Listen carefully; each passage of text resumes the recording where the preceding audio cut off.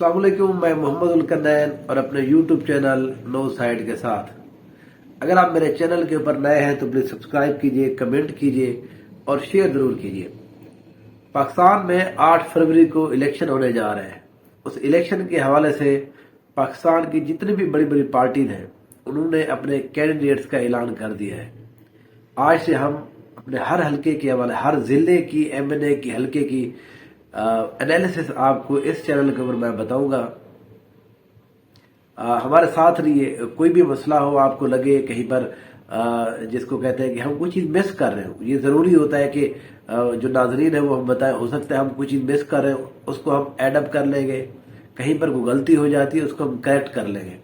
तो feel free कि अपने फीडबैक के लिए। आज हम बात करेंगे जिला तौसा शरीफ में। जिला तौसा शरीफ में एमएनए की 1 सीट है और एमपीए की 2 सीट्स है। अगर पहले हम एमएनए की बात करें, यहां पर एमएनए का जो हल्का नंबर है 183, 183।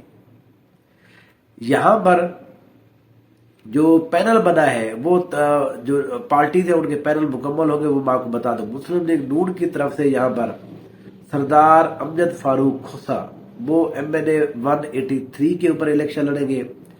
उनका जो पैनल है, जो विंग्स है, पीपी 284 के ऊपर यहां पर मीर बादशाह खान कैसरानी होंगे और पीपी 285 के ऊपर उनके जो पैनल होगा वो होगा यहां पर ख्वाजा निजामुल महमूद साहब। अब इस पैनल को थोड़ा सा देखते हैं ये कितना इफेक्टिव है। देखिए, अमजद फारूक खोसा पुराने पार्लियामेंटेरियन है, यहां से एमएनए बन चुके हैं। डेरल खान से पिछली दफा एमएनए थे, एमपीए रह चुके हैं 2008 वाले इलेक्शन के अंदर। वो अमजद खान खोसा जो है वो अपनी कैंपेन के हवाले से बड़े मशहूर हैं। वो कैंपेन आहिस्ता आहिस्ता करते हैं, लेकिन उनकी कैंपेन जो है वो बड़ी जानदार होती है। बज़ाहिर लोगों को लग रहा होता है कि वो ज्यादा बेहतर नहीं है, लेकिन एट द एंड जो है वो जब अकेमुलेट हो रही होती है, उसकी जब पूरी कैंपेन साथ साथ चढ़ रही होती है, वो जमा होकर आखिर में बहरहाल वो विनिंग की पोजीशन तक आ जाती है। अगर इनकी विंग्स की बात करें, मीर बादशाह खां कैसानी कसरानी कबीले के तुमुर के सरदार हैं।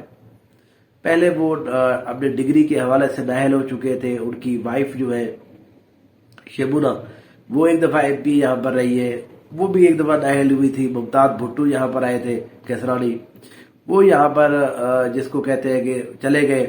अब यहां पर मीर बादशाह खान कैसरानी जो है वो यहां पर कैसरानी कबीले के जो वोट है वो यहां पर अपने लेते हैं। यहां पर अब मसला ये है, अच्छा वो और कैंडिडेट जो है उनको हम बाद में डिस्कस करते हैं। मीर बादशाह कैसरानी को कसरानी कबीले के जो लोग हैं वो ओन करते हैं और अच्छे खासे उनको वोट पड़ते रहे 2013 तक। लेकिन 2017 के बाद सिचुएशन तब्दील, 18 के बाद सिचुएशन तब्दील हुई है। हमने देखा है मीर बादशाह कैसरानी को अपने ही हल्के के अंदर शिकस्त हुई है। तो इसलिए अब वो जो कैसरानी कबीले का वोट है वो बहुत हद तक तकसीम हो जाता है। इसलिए मीर बादशाह को उस सीट के ऊपर कुछ ज्यादा पुरुम्मीद रहने की जरूरत नहीं है इस दफा। अगर हम अमजद खान की दूसरी जो विंग है, ख्वाजा निजामुल महमूद की बात करें, ये तौसा शरीफ शहर और इसके इर्द गिर्द जो एरियाज है वहां की सीट है। ख्वाजा निजामुल महमूद भी पहले एक दफा एमपीए रह चुके हैं, लेकिन वो जिस दौर में एमपीए थे वहां पर पंजाब के अंदर गवर्नमेंट पार्टी की नहीं थी, ये पार्टी के एमपीए बने थे। इसलिए इनको बड़ा मुश्किलात का सामना ये था कि कोई भी ये प्रोजेक्ट लाने में कामयाब नहीं हुए। जितने भी काम हुए वो किसी और ने कराए हैं, ख्वाजा निजामुद्दीन साहब को नहीं मिले। पिछली दफा भी ये इलेक्शन इसी वजह से आ रहे थे। अब मुस्लिम लीग नून ने, अमजद फारूक खोसा ने इनको अपनी विंग बनाया है। अब ये टोटल रिलाय कर रही है अमजद फारूक खोसा के ऊपर। ख्वाजा साहब का जो ज्यादातर वोट है वो पहले होता था पहाड़ वाली साइड के ऊपर, पहाड़ का जो एरिया है। इस दफा पहाड़ पूरा काट दिया गया है, वो दूसरी साइड पे चला गया, दूसरे हल्के के अंदर चला गया।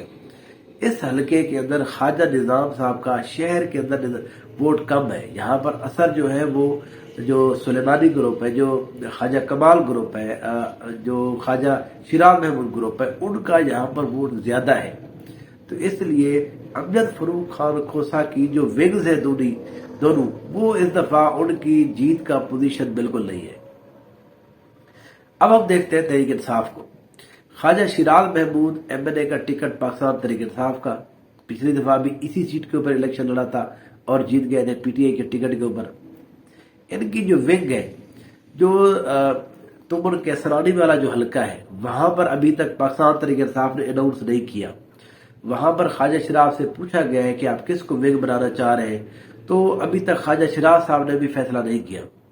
میری اپنی یہ اطلاعات ہے، طاہر کیسرانی صاحب کے ساتھ بات چیت چل رہی ہے پاکستان تحریک انصاف اور خواجہ شیراز صاحب کی کہ وہ وہاں سے کینڈیڈیٹ بن جائے۔ کیونکہ وہاں پر ابھی تک فیصلہ نہیں ہوا تو ہم وہاں پر اپنی جس کو کہتے ہیں کہ ان پٹ اس وقت تک اب ریزرو رکھتے ہیں جب تک وہاں پر کوئی کینڈیڈیٹ نہیں آتا۔ اگر ہم شہر والے حلقے کی بات کریں، یہاں پر پاکستان تحریک انصاف کی جو ٹکٹ ملی ہے، جو خواجہ شیراز صاحب کے ساتھ جو ونگ بنی ہے، وہ ہے خواجہ صلاح الدین اکبر۔ خواجہ صلاح الدین اکبر ایک شریف انسان ہے، یہاں پر ان کا اثر و رسوخ ہے، وہ ان کو لوگ بہت عرصے سے جانتے ہیں، تحصیل ناظم بھی رہ چکے ہیں وہ یہاں پر شہر کے اندر جو ووٹ ہے وہ زیادہ تر تحریک انصاف کا ہے یا خواجہ شیراز محمود گروپ کا ہے۔ ان کو پاکستان تحریک انصاف کا ٹکٹ ملنا اور پھر خواجہ شیراز صاحب کے ساتھ ان کا ونگ بن جانا، تو ان کے لیے یہ بہت پازیٹیو چیز ہے۔ اگر ہم بات کریں ایک اور یہاں پر گروپ ہے آزاد گروپ کے طور کے اوپر، یہاں پر اکرم خان بلغانی جو ہے اسی حلقہ 285 کے اوپر وہ پاکستان پیپلز پارٹی کے کینڈیڈیٹ ہے۔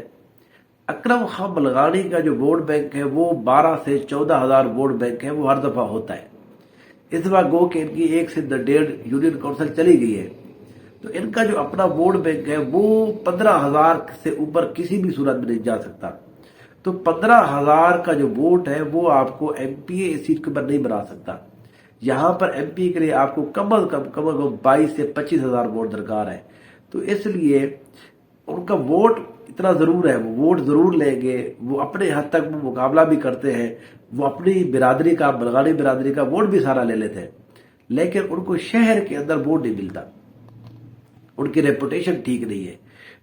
بلغانی جو قبیلہ ہے وہ شہر کے لوگ ان کے ساتھ زیادہ ان کی بنتی نہیں ہے۔ یہ ایک پرسیپشن ہے کہ وہ لڑائی جھگڑے کے حوالے سے شہر کے لوگ ذرا اور سٹائل کے ہوتے ہیں، یہ ہر شہر کے اندر یہی ہوتا ہے۔ شہر کا اور اس کے جو ارد گواہ کے لوگ ہیں قریب قریب کے، ان کے ساتھ پرابلم رہتا ہے۔ تو یہاں پر بھی کوئی زیادہ میں سخت بات نہیں کہہ رہا، یہ ایک جینون ایشو ہے ہمارے ہاں، جو رورل اور جو شہری سیاست ہے اس میں یہ فرق ہے۔ تو اس لیے یہاں پر جو ہے اکرم خان بلغانی کی بھی جیت زیادہ مجھے بہتر نظر نہیں آ رہی، وہ یہاں پر مشکل ہے ان کی جیتنا۔ عثمان خان بزدار جو ہے سابقہ وزیر اعلیٰ پنجاب، وہ خود تو الیکشن نہیں لڑ رہے، لیکن ان کے بھائی سردار جعفر خان جو بزدار ہے وہ الیکشن لڑ رہے ہیں۔ وہ حلقہ 285 PP 285 سے الیکشن لڑ رہے ہیں۔ وہاں پر نون لیگ نے میر بادشاہ کسرانی کو ٹکٹ دیا ہوا ہے، پاکستان تحریک انصاف نے ابھی تک فیصلہ کرنا ہے۔ تو اس لیے یہ بھی ایک ایکسپیکٹ کیا جا رہا ہے، اچھا وہ ابھی شامل ہو چکے ہیں ہیلی کاپٹر والے گروپ کے اندر جو مسلم لیگ ضیاء ہے، تو اس لیے عثمان بزدار والی سائڈ تو ہوگی بند پاکستان تحریک انصاف کے اندر۔ خواجہ شیراز کے ساتھ ان کی جو بات چیت تھی وہ ختم ہو گئی، کیونکہ خواجہ شیراز صاحب نے جب ٹکٹ لے لیا ہے پاکستان تحریک انصاف کا، تو اس کے بعد ان کے لیے کوئی اور ونگ زیادہ میٹر نہیں کرتی۔ اب میٹر کرتا ہے کہ لوگ خواجہ شیراز صاحب کے ساتھ کس طرح جوڑتے ہیں اپنے آپ کو۔ خواجہ شیراز صاحب کو اب ضرورت نہیں رہی۔ تو میرا اپنا یہ خیال ہے توسا شریف کی دونوں سیٹس کے اوپر، کیونکہ جو میر بادشاہ خان کسرانی ہے وہ فیصلہ نہیں ہوا، اس کو ہم ریزرو رکھتے ہیں اپنے بات کو۔ دوسری جو سیٹ ہے یہاں پر خواجہ جو صلاح الدین اکبر ہے یہ الیکشن جیت جائیں گے، یہ MPA کے سیٹ۔ مقابلہ ان کا ضرور ہوگا اکرم خان بلغانی کے ساتھ، تھوڑا بہت خواجہ نظام المحمود، لیکن میرا نہیں خیال کہ ان کے 8 سے 10 ہزار ووٹ سے زیادہ ہے۔